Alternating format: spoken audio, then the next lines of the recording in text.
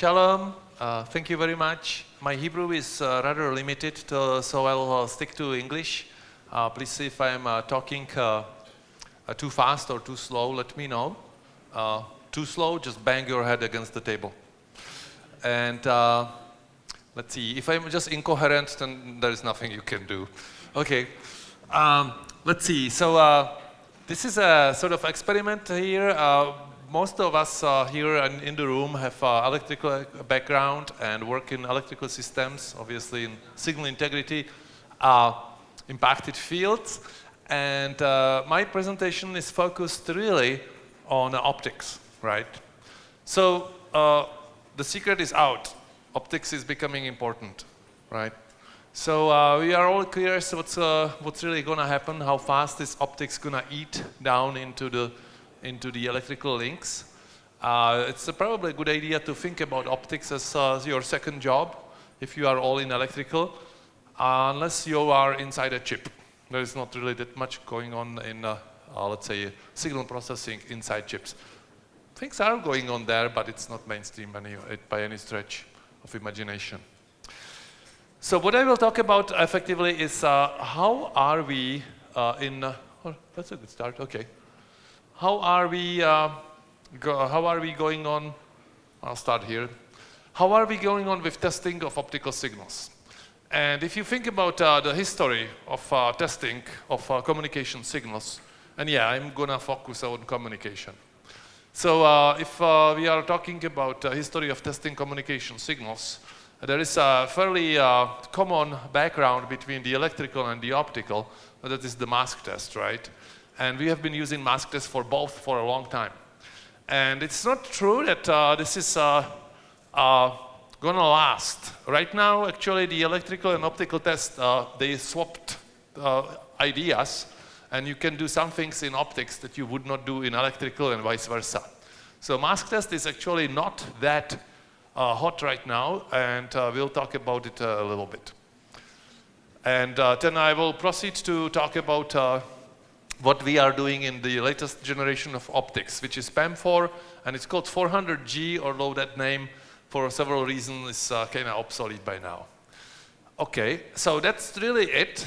Now, I guess because this is a fairly electrical crowd, if you are really interested, I can maybe contrast my talk to SNDR. If you are interested in SNDR, that would be a good comparison between the two. I don't have a slide for that, but I don't think that's going to hurt. Okay, so let's talk about what we are really doing with testing, right? What are we trying to do in a test, obviously, is separate good devices from bad devices. But from the point of your end user, the customer who is buying, you're the phone company, or I don't know, the data center, whatever, possibly even a person, who is buying a test, they don't really care about mask test or jitter test or bad devices. They want no errors, right? So it's about BER. So you could argue that all of this mask test or SNDR or TDEC, that this really makes no sense. You should just test error rate, right? Why not just test error rate? Yeah, sorry, what? Well, okay, it could take a long time. You can extrapolate the error rate. Another reason is we are actually a little bit more careful about what we want. We want low error rate, but we also want it in an interoperable world. That is, I can buy one device from company A, a different device from company B, and they will talk to each other. So the whole idea that you are going to test BER is valid from the end user point of view, but it's hard to get interoperability that way. So what we are trying to do is try to design a standard where you measure several things, and by measuring the several things, you will guarantee the BER. You will also guarantee the BER between different manufacturers. So that is the reason why we really not only do BER. BER works perfectly fine if you have a custom link and you own the whole link. You don't really need many of the other tests. BER in the end will work for you. If your whole link works at 0 errors, you can ship it if you are the owner of the whole link. If somebody will disconnect stuff on the other end and connect something else, it's not so simple, BR is not enough. So that's a little bit of a, why are we actually even testing? All right. Here is a sort of a wild background. If you think about where the mask test comes, mask test for a long time was used as the dominant test for datacom, right? And for telecom, you would do a mask test. Now this is kind of interesting because mask test was perfectly usable for things like, let's say, a track and hold, or if you want to do setup and hold measurement on a digital link, but people didn't really use it outside of telecom datacom. So mask test started, I believe, in Bell Labs on analog CRT, where the mask was drawn with a wax pencil. They used wax pencil because they didn't have Sharpies yet, okay? It's so old. All right, and they had analog CRT. After that, we had mask test ported to digital scopes. So what is a digital scope? Everybody knows. You don't.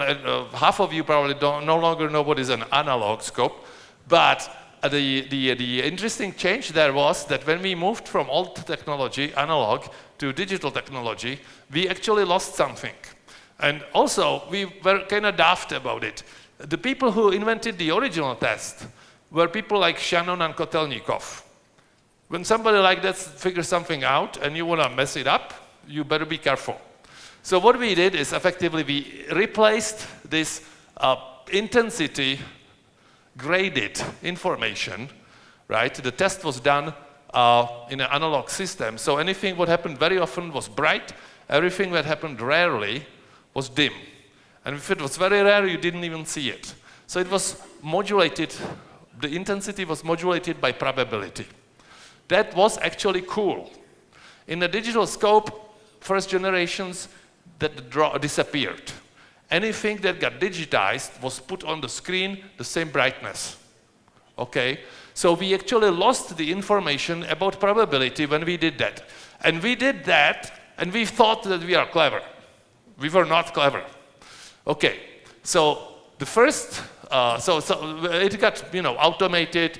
It was easy to control it with a computer and stuff like that. But as far as the information on the screen, we lost something. We lost the probability information. So that was kind of daft. It took us incredibly long time to scratch our heads and say, oh, wait, that was not smart. So in effect, what we did in, I don't know, around 2010, somebody, possibly Pete Anslow and Pierce Daw, pushed together the idea that we should go back to this probability-rated mask test. All right? So the probability-rated mask test is no longer just any hit counts the same. It's really, I have a picture of it. It's really that you are looking at, I'll come back, no, don't worry. Okay, so you have this number of samples on your screen. Anything that hits here, you count as a hit, but you count it as a ratio.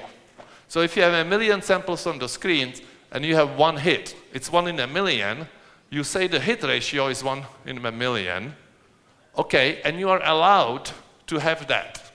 It's no longer, if you have a hit, you are out.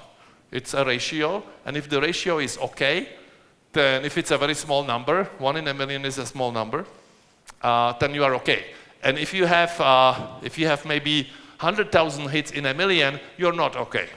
So the mask test now has a hit ratio in it.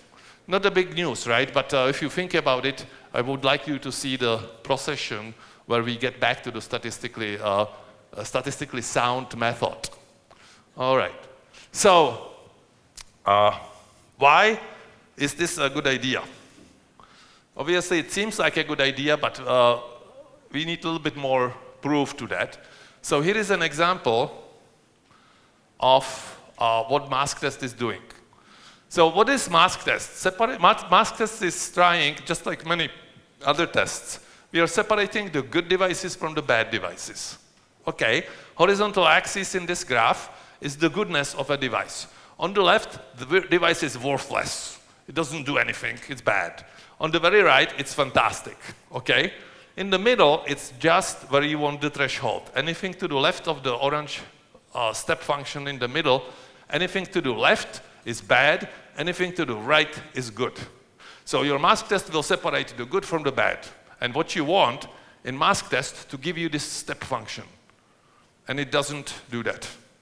What you get from the traditional mask test is the blue line. So it's pretty soft step, right? That means that many bad devices will ship and many good devices will be called a fail. So that is the problem with the traditional mask test after we dropped the old analog CRT. All right. So the blue line was the sort of not completely thought through digital revolution. And the green line is the plan B, where you say, well, actually, if I just study the hit ratio, I can get this function to get sharper. You can see that the slope of the green function is sharper, which means that it's a better tool for separating good and bad. So this is an improvement. Okay. So you can now, with the hit ratio, do that. Now, there is one problem. You can see that the blue line is close to 50. The green line is shifted to the left. Okay, so you will need to change the shape of your mask if you do nothing else to have the hit ratio work for you at the same level. Okay, so for the hit ratio, your mask needs to be a little bigger. There is one example that I know of in the standard where you have two possible masks. The 10 gigabit Ethernet came out in 2002, before this hit ratio idea became popular. And in that standard, there is no hit ratio mask. Later on, after the hit ratio became popular, the IEEE actually released a new standard mask for 10 giga, which is the hit ratio mask. So you have now two masks for 10 giga. One of them is hit ratio, one of them is not. So you want to use the hit ratio one because it will give you this sharper separation between good and bad. So the idea is so simple, and it took us like 20 years to do it. So I think that really suggests that people really get mentally lazy. And I would very much admit that I'm totally out of that crowd, okay? I was in the meetings when all of these things were decided, and most of us never really thought about it, and we thought, well, mask test is, of course you have to do mask test. Okay, so we get the mask test a little bit improved, but so what happened is everybody started thinking about what is it we are really doing in the test, and now nobody is lazy about it, and every new standard, we have a completely new version of how to test the good and how to test the bad, how to separate the two. And so maybe you are a little bit overdoing it now because we had so much fun with the hit ratio. All right. Let's see if there is an interesting problem with this whole hit ratio idea I will mention. So if you have a customer, somebody is buying, let's say you make a serial communication device, you make a SerDes or I don't know, some transceiver chip, and you are selling it to somebody. And you have a customer who thinks that they are really tough, right? And they are so important, they are a big company, they just know everything better, and they are gonna tell you how to test. So what those people offer, well, some of them, what they do is, I want you to use the mask, I want 0 hits. And they think that they are tougher, that they became a more demanding customer. The standard says you are allowed, I don't know, 50 hits in a million, and they say, I want you to be tough. I will not buy those devices. I will only buy it if it's 0 hits. So what are they doing when they tell you that? They are telling you to use a bad tool for separating good from the bad. They are actually shooting themselves in the foot. Unfortunately, they are also shooting you in the foot because now you are burdened with an unnecessarily hard test and you are going to waste money on throwing away good devices. What they really should do is they should ask for you to test at a higher margin level, but with the hit ratio still. So the hit ratio will give you the statistically improved separation from good and bad. If they want to be tough, they want you to ship them better margin devices. It will still be statistically better than if they go for the 0 hits. So this is one of those examples where people think that they are going to be tough, and instead of tough, they are actually being dumb. Please don't quote me to whoever is doing that. Okay, so just a painful little human nature, right? We all try to get an extra deal. Sometimes we don't. Okay, so if you have a mask test, typically what you measure in the mask test is what? Hits or no hits, right? Or now hit ratio. Well, that's the basic. That's what the standard says. But of course, you are probably going to be a little bit interested about what's your margin, so you will do mask margin. Do you actually wonder about what does mask margin mean? I mean, obviously, how much bigger your mask could be, but does that relate to like length of your channel? Can you do much longer channel? If you have 20% margin, how many more dB of loss can you support than if you have 10% of margin? Nobody knows. That's the problem with mask test, or one of them.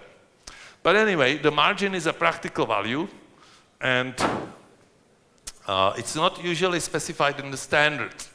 So that's a little bit of a pain point, because different people do the margining differently. Why is it not specified by the standards? The philosophy of many standards is, we tell you what you must meet, but we don't tell you how do you go about manufacturing it. And if for your manufacturing you want to track your margin, or if your customer wants to know that, that's between you and your customer, or between you, the designer, and your manufacturing line. This is not the business of a standard to tell you what the margin should be. So the standard just tells you when you are good, when you are bad. That's it. All right. Here is a question. So if I have a mask, and I have a mask painted here, and there is a little margin on it, I don't know, 48, oh, wow, that's a big margin, 48% margin on that mask. So that's a very good device. At certain hit ratio, 5 in 100,000. Okay. So for that mask, I can get certain margin. If I change the hit ratio, this same signal, without reacquiring, I can just change the hit ratio, the mask margin will change, right? Obviously, if I have 0 hits, then mask margin will go down. If I allow many hits, mask margin will go up. The graph on the right is your answer to what the relationship is. And here you go. Yes, and you always wanted to know. Please. Yes, it never crossed your mind that you would want to think about it. But in the end, you want to know that, right? Because why is it that standard picks a certain hit ratio, and what does it mean for your margin if you do mask test? All right. By the way, so far, this is the same for optics and electrical, as long as your electrical has mask test, okay? So this is the hit ratio versus mask margin relationship for constant signal. Actually, for this one constant signal. Yeah, please ask questions, yes? You could have a different form graph whether you go horizontally or vertically, right? Because the way that, let's say, a phase jitter and amplitude jitter, they don't have to behave the same. Right. So the relationship between the mask margin and your hit ratio could change. Yeah. This is like a one-dimensional example. It should be a three-dimensional, or a way to calculate somehow the. Yes. Yeah, I think your point is absolutely valid. I agree. Yeah. In this case, this is a signal which is relatively well balanced. It's not dominated by noise. Neither is it dominated by jitter. It's roughly both. So for a kind of well-behaved system like that, this is the plot. You are right. If you have a system which is differently balanced, then you would have a different. And it would be interesting to see that surface. Yeah.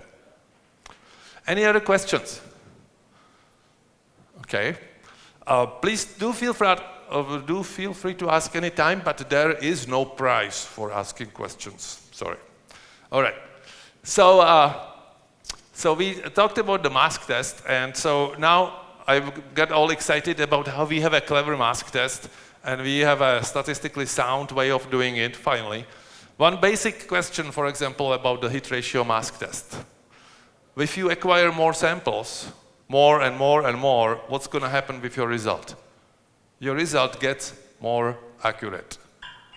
In the old-fashioned mask test, the longer you acquire, the more careful you are, the more you get punished by forever growing I. So that is one rule of thumb, right? Statistically, it's just wrong if the test rewards you or punishes you for getting more data. It should do the opposite.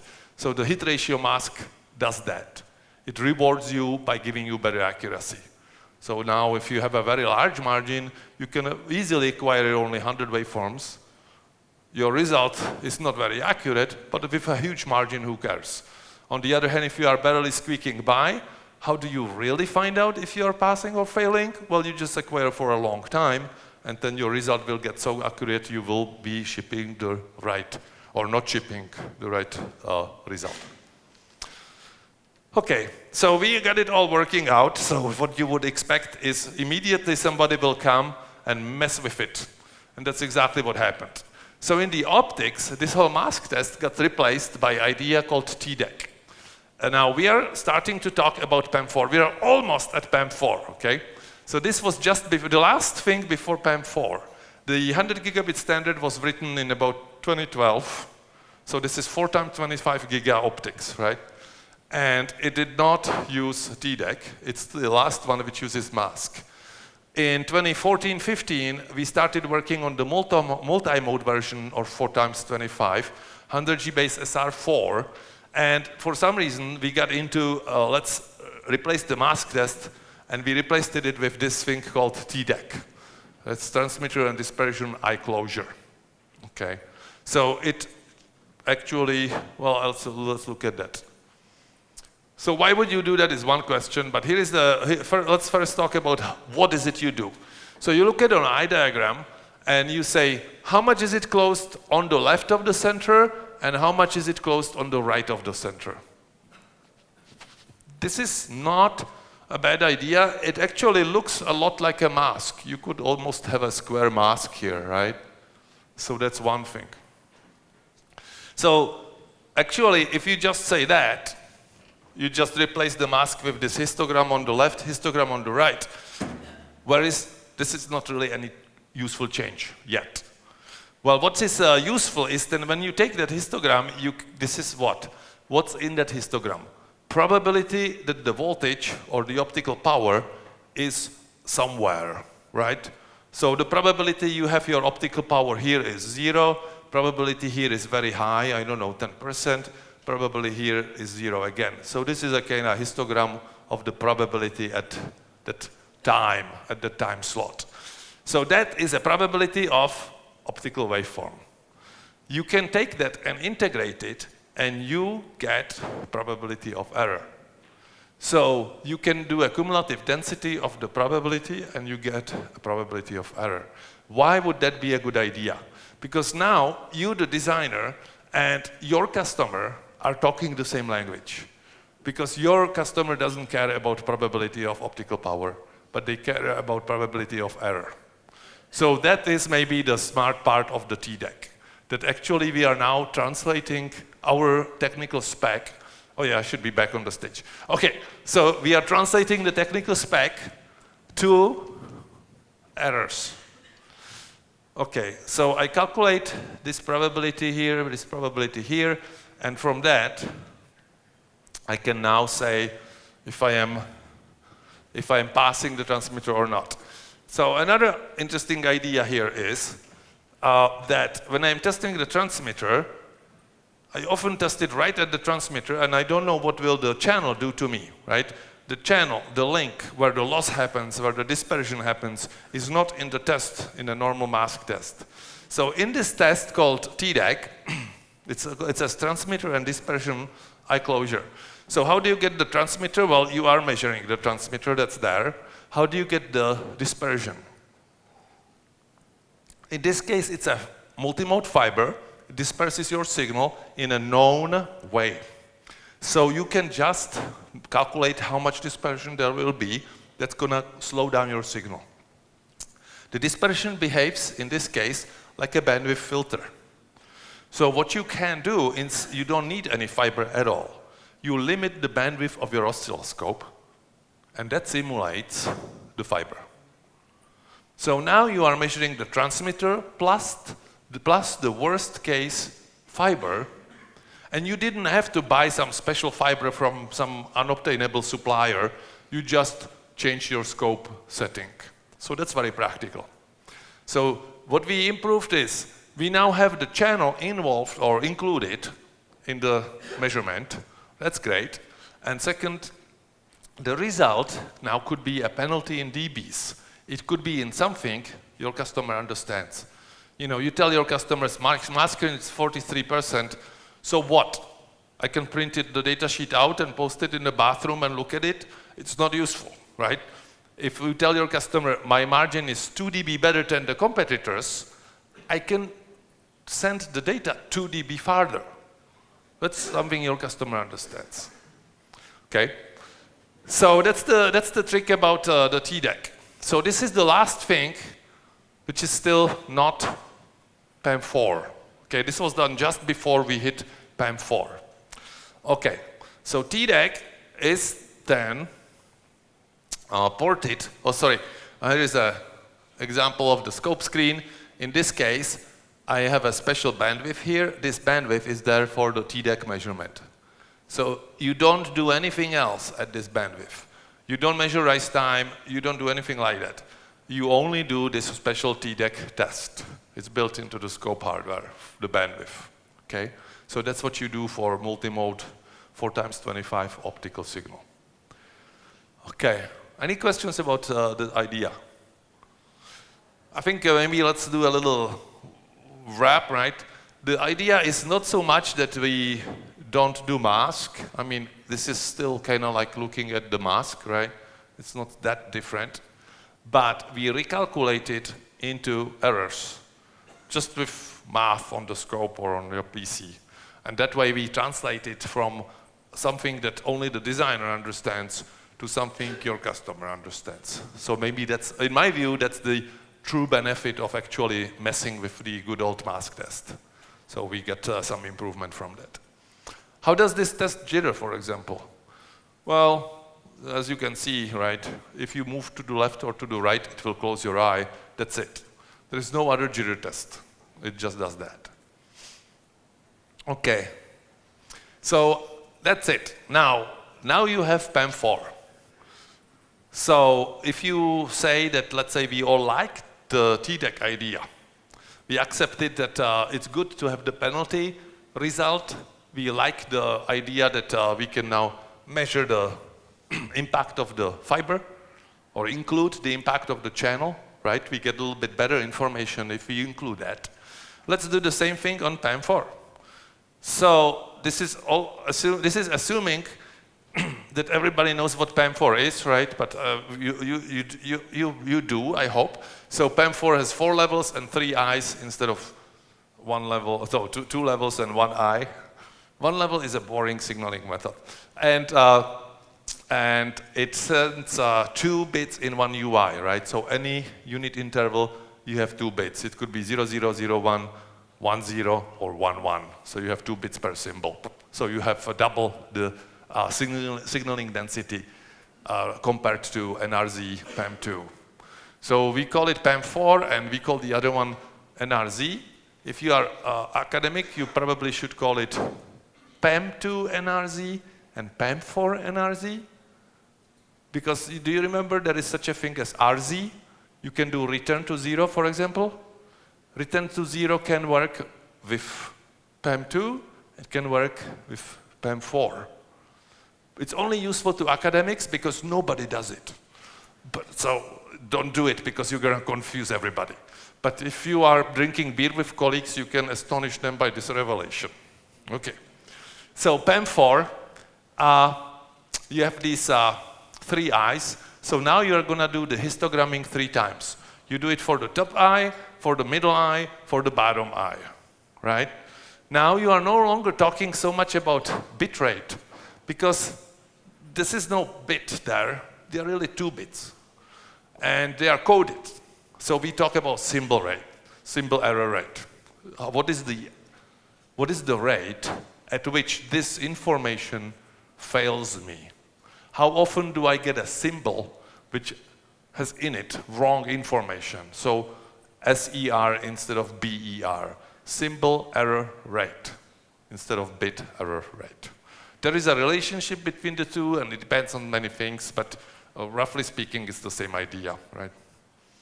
Okay, so now we have this, with these 3 thresholds, we can test the 3 eye diagrams. And I should show you a block diagram. How does this test work? And here it gets a little bit hairy. So first of all, here is my transmitter. I skipped this part before, but this is there for the previous test for TDEC as well, and for some other optical tests like TDP in the past. What is this thing? So the laser is an oscillator, right? It oscillates at very high frequency. And oscillator, it's an amp and a tuned circuit, if you think about it as an oscillator. And if you send energy back into it, instead of amplifying its own tuned circuit feedback, it can also amplify what you reflect back. So if you reflect signal back into the laser could go slightly crazy and generate a large amount of unwanted oscillation. So to avoid that, well, you need to carefully design your laser and possibly protect it in some ways. And this feedback loop is testing if you did that well. If your laser is resistant to this reflection, or if it will go crazy when you reflect. Because everybody will reflect, right? You make a nice, clean optical interface, you ship it to somebody, they put it in the dirty closet, they put a technician in there, and the technician will spit at it, try to clean it with his sleeve, plug it in, you have a big reflection there. If your laser goes crazy on that, you just failed your customer. All right. So spit polish links. Now you have this. Reflection thing, right? Okay, let's move on. Next thing, there is a test fiber. So that would be the same like if you say, I am going to put a meter of backplane in my system. That's what you are doing. I am putting the test channel, worst case test channel. Here is a funny thing about optics. If you are using a backplane, you put a sharp edge in it. After 1 meter of backplane, what does that edge look like? Well, it's not so sharp anymore, right? Everybody knows that. So fun thing about optics is that sometimes the edge gets sharper. The dispersion in optics could easily be positive as it can be negative. So your fiber doesn't always hurt you. The fiber actually can improve your signal. How are you going to test it? Maybe your transmitter is actually bad and it will fail without a negative dispersion fiber. But with this negative dispersion fiber, it looks okay and you're going to ship it. So the standard will ask you to put 2 extreme fibers. The extreme positive dispersion, which will look a little bit like a backplane, what it does to signal maybe, and extreme negative dispersion. A little simplification there, depends also what the spectrum of your laser is, but in effect, you have to test both cases. Now, this is something which we didn't do in the past. In the past, I said the previous test, you simply limit the bandwidth of your scope and it will tell you. Why? You have to do it differently. The previous system was multimode system, and on multimode fiber, the signal disperses in a predictable way and doesn't care so much about the spectral characteristic of your laser. This is a standard for single mode. In single mode, there is no multimode dispersion because guess what? There is one mode. So that is not the problem. The problem is the interaction of the fiber dispersion with the spectral characteristic of your laser. You don't know what the spectral characteristic of your laser is because the oscilloscope cannot show that. So you have to simulate it with a real fiber. So right now it became a little bit more tricky to get the real channel into your system. You have to actually buy the fiber and put it in there. You might run into a little problem with that, because if you buy a very high quality fiber, this will be 20 kilometers and you are going to get so much loss you can't measure it. So you don't want to buy a high quality fiber. You buy a fiber which is intentionally high dispersion, even on short length. So you get enough dispersion on this relatively short fiber. All right. So this is the idea for the single mode test for what's called 400 giga, PAM4. That's the standard which is obviously of interest to us. I already said that the 400 giga standard name is bad, and here is why. When we at Ethernet were trying to figure out the name, the Ethernet has this kind of cadence, right? You go 10 megabit, 100 megabit, 1 gigabit, 10 gigabit, then it was 40 gigabit, then it was 100 gigabit. So what do you do next? You do 400. So what happens is many people say, I don't want to go to 400, I want to go to 200. Give me just half the lanes. Or some of these people say, I just want to buy, I have a 10 giga system, and you are telling me I can upgrade to 400 giga, it's very expensive. I will just buy one lane of this new design. The one lane is 50 gigabit, 5 times faster, that's all I need. So the standard for 400G really now has in it 50G, 100G, 200G, and 400G. Okay, so that's why the name 400G doesn't really do it justice. Okay. So this is how you measure the optical single mode signals in that PAM4 world, in that PAM4 standard. All right. So this cameraman is going to shoot me sooner or later. I can see that already in his eyes. So we have this standard for measuring it. Let's get a little bit into the details of it, because interesting things happen. Oh yeah, here. This looks pretty innocent, right? You insert a little reflection, you insert a little dispersion and loss, then you get it into a scope. What's this? Because of the dispersion in the fiber, the eye might be pretty closed, so you will equalize it. So you are actually equalizing the optical signal. Now, so what, right? I mean, we are doing that in electrical for a very long time. Turned out that the equalization is actually quite tricky, and it caused a lot of trouble in the standard writing. Okay. I think I'll just talk to that. I'll show you nah. Okay, so let's go back to the block diagram. So there is an equalizer here, and the equalizer is a 5-tap equalizer, FFE. So that is very low end, not fancy. That's a reasonably cheap design, doesn't take much power. For interesting reasons, the spacing between the FFE taps is not 1 UI, but it's half UI.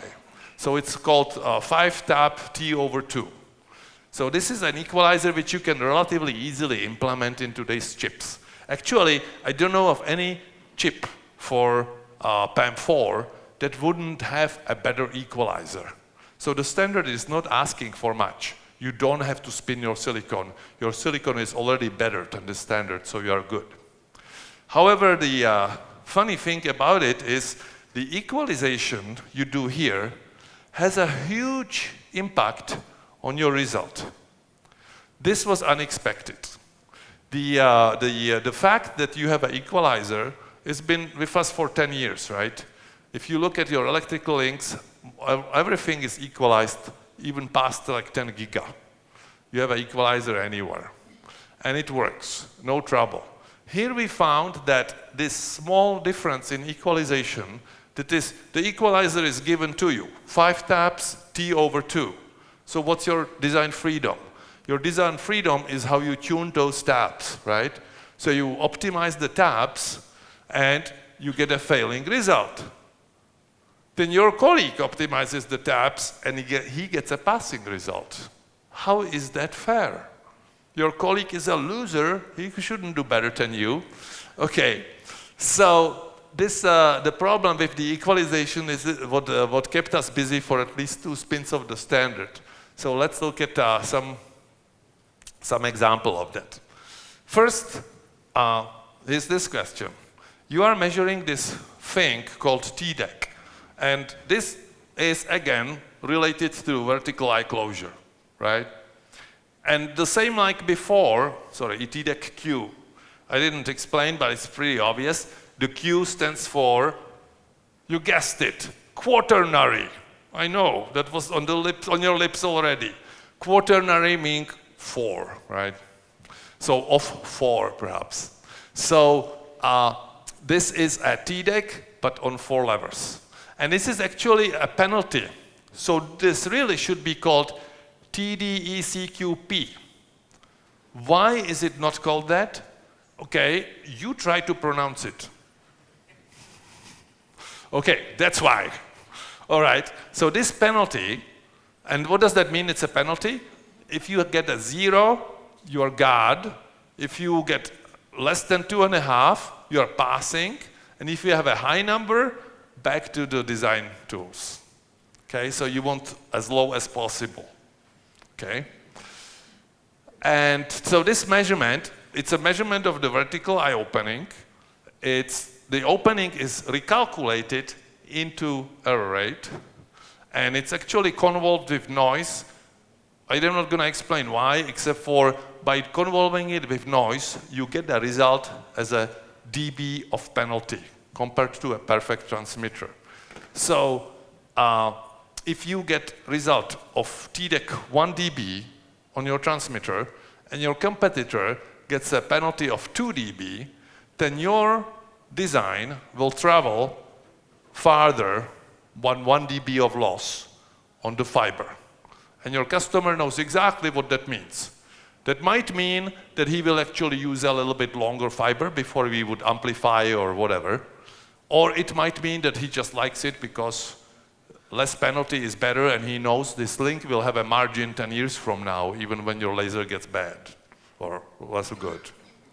Okay, so here is an example, for example, for an example of the trouble with this optimization of taps. So you optimize your taps in a chip. You have a receiver chip, and you send a signal in it, and it equalizes. When it's equalizing, it optimizes taps, right? Usually what it does, it follows this method. And this is, of course, a dark secret because the receiver designers, they don't talk to anybody. So nobody knows what's really going on there. But anyway, the receiver designers do something like that.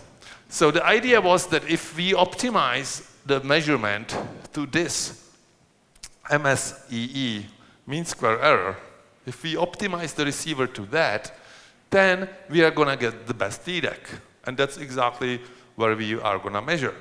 But then when you look in detail, and this largely holds true, this curve of those two things, the mean square error and the TDEC, if you plot them into high values, they track reasonably well. But when you get to the bottom of it, here, the tracking or the correlation between the two of them is pretty noisy. It is noisy, so much noisy that it is a problem, because look at these numbers, right? So this guy is passing, this guy is barely failing, this guy is maybe passing, but the optimum you found, it's over here, and this guy is totally failing. So what you adjusted for gives you a bad result, and you have to mess with it to get a good result, and this is on a design which clearly can pass. It's just hard to find where it's passing. So the whole process of doing this TDEC measurement, TDEC-Q measurement, where you sort of calculate the eye opening and translate it into dB of margin, it now hinges on optimizing your taps very accurately. and in a special way. So this was a surprise to most of us, certainly to me. And the measurement tools reflect the changes in the standard. So we first changed it one way, then we changed it another way, like this. Now the standard arrived at what looks like it will be a better solution again.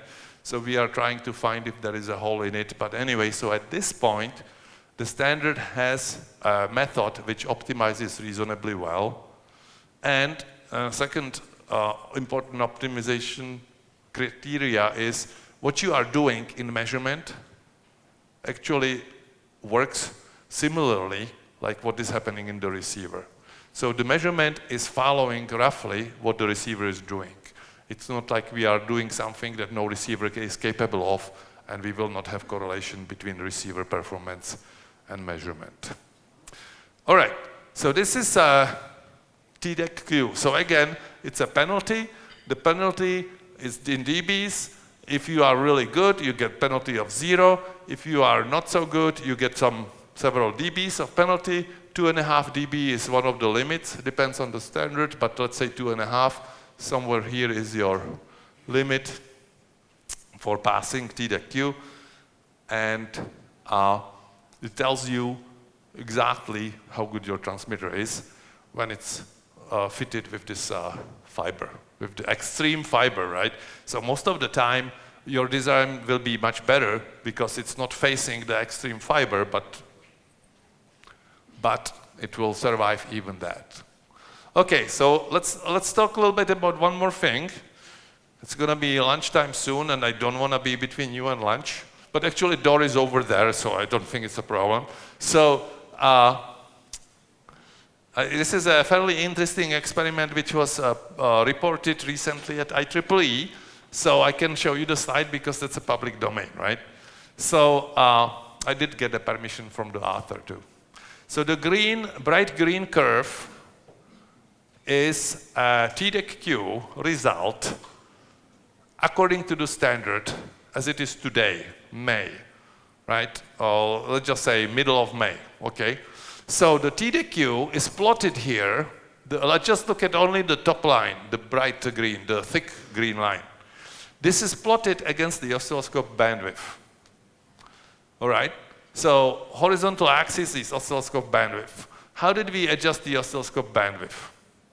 The oscilloscope, this is a sampling scope, and it has a variable bandwidth. You can pull down in the software menu certain bandwidths, and they are pulled down right here. So this one, this one, this one, this one, this one, this one. Over there, it's this bandwidth, this bandwidth, this bandwidth, this bandwidth, this bandwidth. Yeah. All right. So this is actually a scope module which has so much bandwidth, then you can go even farther than here. So what happens when you change the bandwidth of the scope? The higher the bandwidth, the better the result. This is something that Tektronix obviously loves, because you are all going to go and buy a 200 gigahertz oscilloscope for $10 million. So I am going to buy a boat, and I'm going to be living large. So you are probably not going to do that. Here is the idea. You are not going to buy oscilloscope with this bandwidth, because right now this steep curve tells you you are not measuring your DUT, you are measuring your scope. You don't want to do that. However, as you increase the bandwidth, soon you come to an area where increasing the bandwidth gives you only very small improvement in performance. So you are already about right, and you don't want to push it to the region of my CFO will never sign the check. So you are going to get somewhere here. So current standard is around here. This is like 39 gigahertz. Now, what am I talking about? I'm talking about 56 gigabaud signal. 56 gigabaud signal, that means 100 gigabit, right? So this is a one lane 100 gigabit flavor of the optics. And what you need is a bandwidth of about 40 gigahertz, and that bandwidth is not a brick wall. Right after 40 you drop dead. No, it's a smooth Bessel-Thomson roll-off. So you get a kind of Gaussian roll-off, so you don't get any funny features in the time domain. The nice thing about the Bessel-Thomson roll-off is that your time domain is not hurt. You don't get ringing from that kind of roll-off. So this plot then shows you that that in this case the engineer at Cisco found that adjusting the bandwidth up or down yields this curve, and you get a pretty good recommendation for what the bandwidth should be. We did some previous work on what the bandwidth of the oscilloscope should be for these measurements, and all of that work suggested something, pretty much the same thing. And it was completely different way to decide than this. So this is a really nice experiment because it's a completely different way to, and it confirms the result. So the bandwidth of the oscilloscope for PAM4 is the same like the oscilloscope for NRZ. So if you have an oscilloscope for an RZ signal, at least in the optics, you don't need anything else for PAM4. It will work the same way with the same bandwidth. There is a teeny bit of penalty from that, but the penalty is too small to bother about, so you can just keep it the same. So that's the hardware part of the problem. Obviously, on the software part, you do need to do something different, right? You are doing this measurement on those three eyes. You don't do that in an RZ, but in PAM4 you would do that. All right, so this much about the bandwidth of the scope. If you want to, I can actually, okay, let's do that. So here are some examples of this TDEC measurement. So it's almost lunchtime, but I flew here from far away, and something has to pay for my tickets, so I will show you oscilloscope pictures from Tektronix, right? So these pictures are showing PAM4i of an optical transmitter at 26 gigabaud. You capture that, and then you equalize it. So this is already equalized, and it's equalized the way the IEEE says you should equalize this optical standard. And then you get a TDEC result, and in this case, I got a phenomenal 0.69 dB. So phenomenal 0.65 dB, this is a very nice result. As a matter of fact, I usually get worse result than that, but I wanted to look really cool, so I brought this number here. Okay, if you get a little bit more realistic, 1.5 dB, you can still ship it. That's probably what you get. In my case, this generator is capable of 56 gigabaud. So I'm using a complete overkill of a generator. I have doubled the speed in my system than what I really need. That's why it comes so nice. Why do I have such a fast system? Well, obviously, I want to also measure the 50 gigabaud, 53, 56 gigabaud. So this is next picture. And you can say here, I do not get 0.69 dB TDEC-Q. Now my penalty is higher. My system is not so good anymore. My generation setup, and it's the size of a refrigerator generation setup, has 1.5 dB penalty now because it's not so clean anymore. Interestingly enough, the oscilloscope is almost perfect. The oscilloscope has bandwidth almost 100 gigahertz optical. So you don't have a bandwidth problem with the measurements. You can get almost 100 gigahertz. So that's not impacting my result, it's just a generation. All right, so that's about it for the TDEC-Q. Yeah, that's about it for the TDEC-Q measurements. It's coming to an oscilloscope near you. It's pretty much just software. You have the hardware. So that's the good part for you. If you do optical measurements. If you do electrical measurements, we are doing something different there. And in a very clever way, the electrical system avoids this whole trouble with equalization. How the optimization of one parameter is not optimizing your final result problem. The electrical world avoided it completely. But I think I'm going to skip that. If you want to talk about it, let's do that after lunch. No, sorry, in the lunch break. And I'll do one more thing. Since we were looking at this graph from Cisco, so there is an interesting point in here. What are all those other lines, right? So what Marco was trying to show, or what he was showing here nicely, is that his system, which is a relatively high quality system, is failing the standard. You see that the penalty he is measuring for this bandwidth, again I said the bandwidth in the standard today is just before this 41 thing, he is getting pretty high penalty. And his point is that in 56 gigabaud, the equalization is too weak. The standard is using an equalizer which is not sufficient for realistic system, and too many devices will fail. And he proposes that we increase the power of the equalizer for the 53 gigabaud, and that way the standard will be passable without making everything out of gold and Teflon. And the penalty to the designers is very small, because he found that even going to 7 taps are these bottom lines, you get passing result. 7 taps is still pretty easy. So the penalty in the design cost, the penalty in how much your SerDes have to do is small. It doesn't really hurt you because actually your SerDes already has that. So that's the proposal for IEEE. The meeting of the IEEE is next week in New Orleans. So if we are not too drunk, we will approve it, maybe, and that will be the next version of the standard. I think I'll stop right there. Any questions about the optical measurements in general, the mask test, the TDEC, or the TDEC-Q, or any questions if you want to talk about the SNDR in electrical, how does that compare? We can take that, but that will start biting into our lunch hour. All right. No question. Okay. You still didn't explain how to get over the ambiguity of the taps, right? I have. Yes. So so what I said is that optimizing for. Okay, good point. So let me do it in an organized fashion.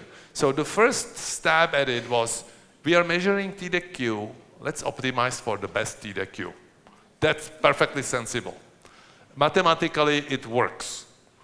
Problem is that no receiver is capable of doing it. So your measurement optimizes one way, but all the receivers optimize different way, so you are not matching the physical world. Okay. Second idea was this thing. Let's do mean square error, because that's what the receiver is doing. So you optimize for the lowest mean square error, and then you find what's your TDEC there. And the problem there turned out to be that your TDEC there is not the minimal TDEC, and it's too far from the minimal TDEC. So you found something optimal, but it is kind of randomly, depending on your noise, it doesn't really match what the good result of the measurement would be, valid result of the measurement. So now we are optimizing for yet another thing. We are optimizing for vertical opening, and we are hoping that correlates with the TDEC-Q better. And the vertical opening is still pretty close to what the receivers are doing. So does that work better? We all think so, but we don't have much experience with it yet. So either we find out that it does work, and in that case we are done and we proceed to finishing the standard, or we will say, oh, okay, this didn't work either, and we will have yet another homework to figure out what to actually do. Thanks. Any other questions? Okay, it's lunchtime, everybody. Thank you.